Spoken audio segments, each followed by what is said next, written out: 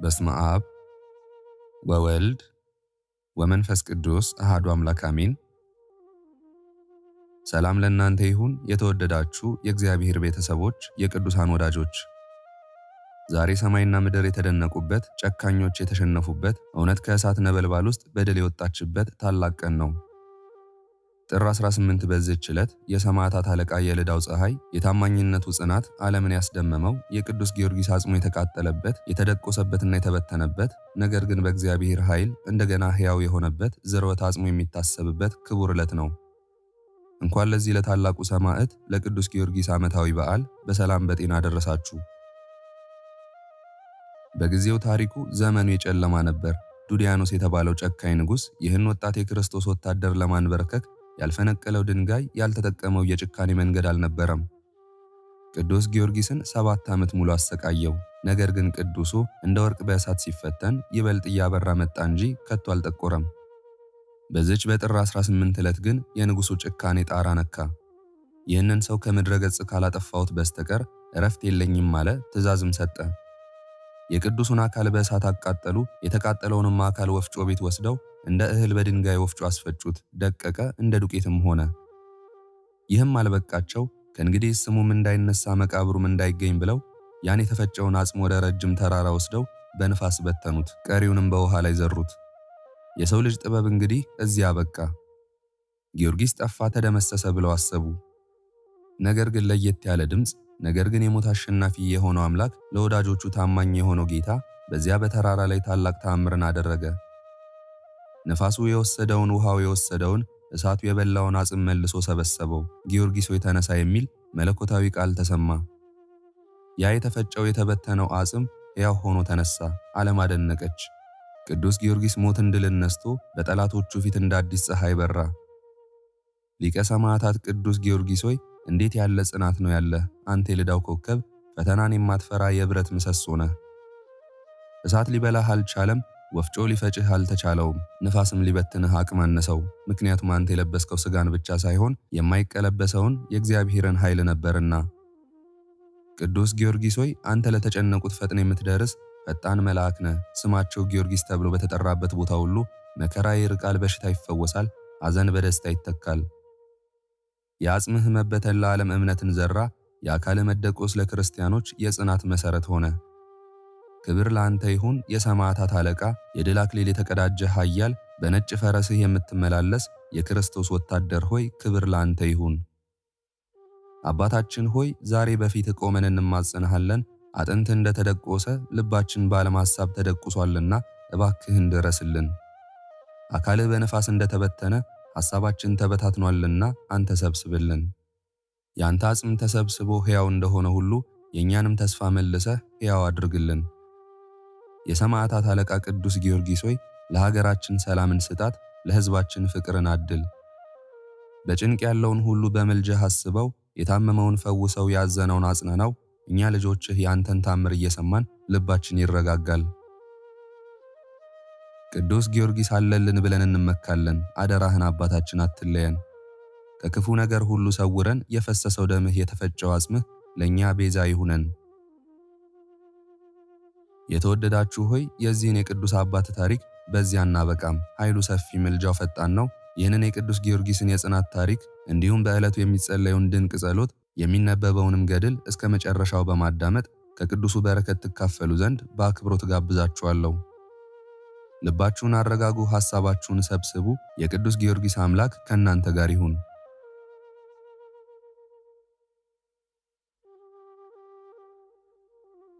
በስመ አብ ወወልድ ወመንፈስ ቅዱስ አሐዱ አምላክ አሜን። ሊቀ ሰማዕታት ቅዱስ ጊዮርጊስ። የሊቀ ሰማዕት የቅዱስ ጊዮርጊስ አባቱ አንስጣስዮስ የተባለ ከቀጰዶቅያ ሀገር የሆነ መስፍን ነው። እናቱም ቴዎብስታ የተባለች ፍልስጤማዊት ናት። ይህም ቅዱስ በሕፃንነቱ አባቱ አረፈ። ዕድሜውም 20 ዓመትም በሆነው ጊዜ የአባቱን ሹመት ሊቀበል ወደ ንጉሥ ዱዲያኖስ ዘንድ ሄደ። ንጉሡም ጣዖትን እንዲያመልኩ ሰዎችን ሁሉ ሲያስገድዳቸው አገኘው። ይህንንም አይቶ ቅዱስ ጊዮርጊስ እጅግ አዘነ። በእርሱ ዘንድ ያለውን ገንዘቡን ሁሉ ለድሆች ለምስኪኖች ሰጠ። ባሮቹንም ነፃ አወጣቸው። ከዚህ በኋላ በንጉሥ ፊት ቆሞ በክብር ባለቤት በጌታችን በኢየሱስ ክርስቶስ ታመነ። ንጉሡም አባበለው፣ ብዙ ቃል ኪዳንም ገባለት። እርሱ ግን አልተቀበለውም። ለመስማት እንኳ የሚያስጨንቅ ስቃይን አሰቃየው። ጌታችን ግን ያጸነዋል፣ ቁስሉንም ያድነዋል። 3 ጊዜም እንደሚሞት እርሱም እንደሚያስነሳው በአራተኛውም የምስክርነት አክሊልን እንደሚቀበል ነገረው። ቃል ኪዳንም ሰጠው። ስሙ በዓለም ሁሉ የተገለጠ ይሆን ዘንድ በተጋድሎ መከራንም በመቀበል ጽኑ በሆነ ስቃይም 7 ዓመት እንደሚኖር መላእክትም እንደሚያገለግሉት ነገረው። ንጉሡም ቅዱስ ጊዮርጊስን ባለመታዘዙና ባለመመለሱ እጅግ አዘነ። ስለዚህም አትናሲዮስ የሚባል ታላቅ ሥራየኛ መጣ። እርሱም መርዝን ቀምሞ በጽዋ መልቶ አስማት ደግሞ እንዲጠጣ ለቅዱስ ጊዮርጊስ ሰጠው። ወዲያውን የሚሞት መስሎት ነበር። ቅዱሱም ያንን ጽዋ ጠጣው፣ ምንም ጉዳት አልደረሰበትም። ያመሰሪም በክብር ባለቤት በጌታ በኢየሱስ አምኖ በሰማዕትነት ሞተ። ከእርሱም ጋር ሌሎች ብዙዎች ሰዎች በሰማዕትነት ሞተው የሕይወት አክሊል ተቀበሉ። ቁጥራቸውም 30,700 ነፍስ ነው። ቅዱስ ጊዮርጊስም በዱዲያኖስና በሰባ ነገሥታት ፊት በቆመ ጊዜ በዚያም የተቀመጡባቸው የእንጨት ወንበሮች ነበሩ። ቅዱሱንም እሊህን የተቀመጥንባቸውን ወንበሮች እንዲበቅሉ እንዲያብቡና እንዲያፈሩ ታደርጋቸው ዘንድ ካንተ እንሻለን አሉት። በዚያን ጊዜ ጸለየ፣ እንዳሉትም አደረጋቸው። ይህንንም ድንቅ ሥራ አይተው ቁጥር የሌላቸው ብዙ አሕዛብ በጌታችን አመኑ።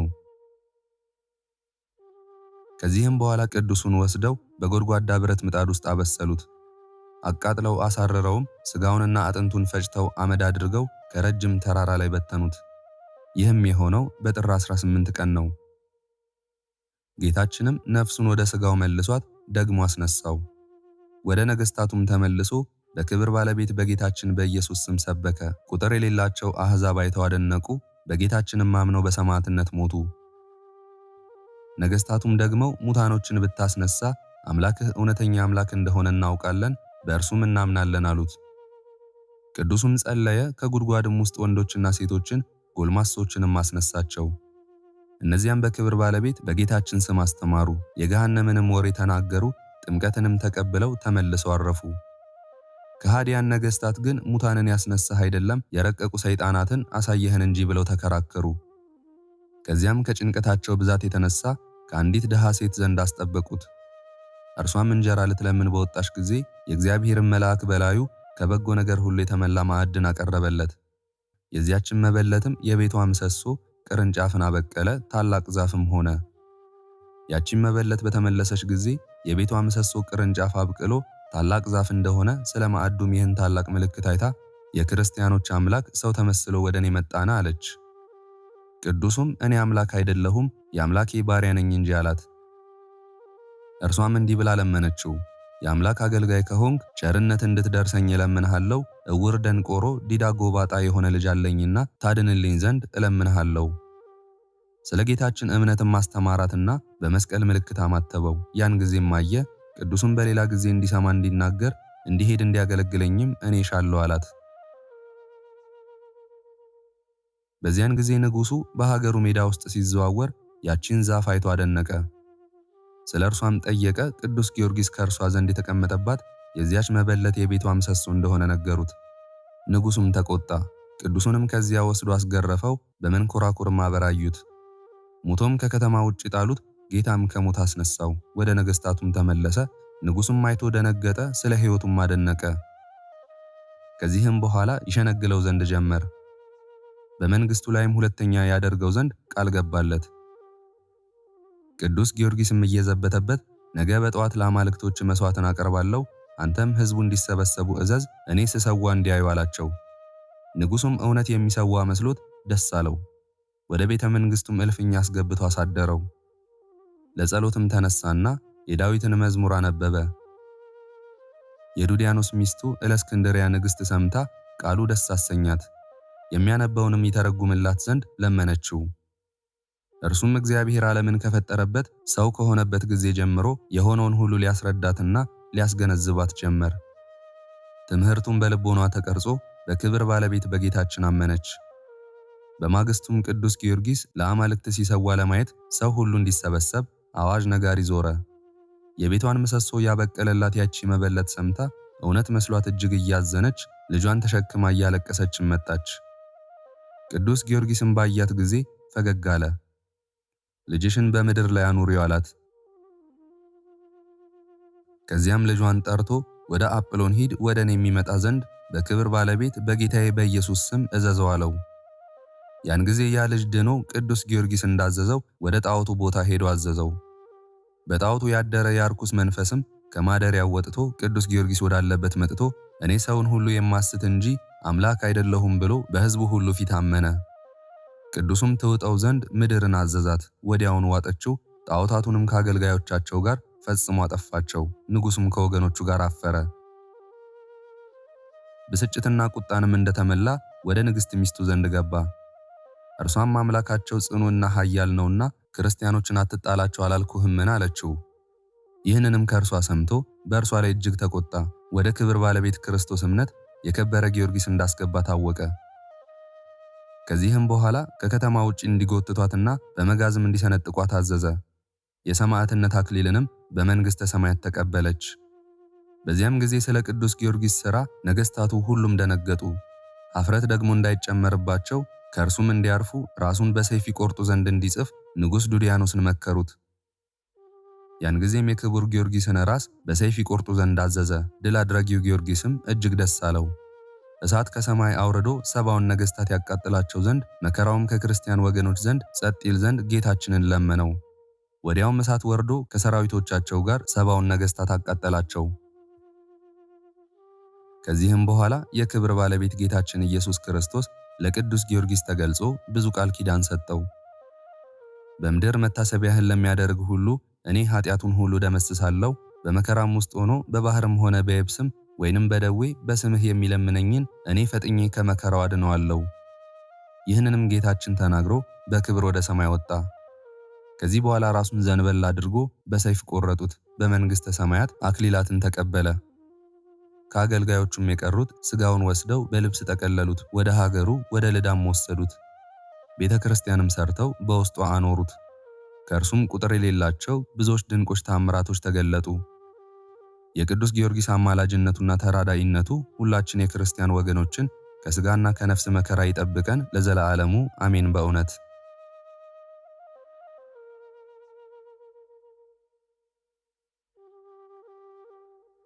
ክብር ምስጋና ይሁን አንድ አምላክ ለሆነ ለአብ ለወልድ ለመንፈስ ቅዱስ ዛሬም ዘወትርም እስከ ዘላለም አሜን። የዛሬውን መርሃ ግብር በዚህ መልኩ ጨርሰናል።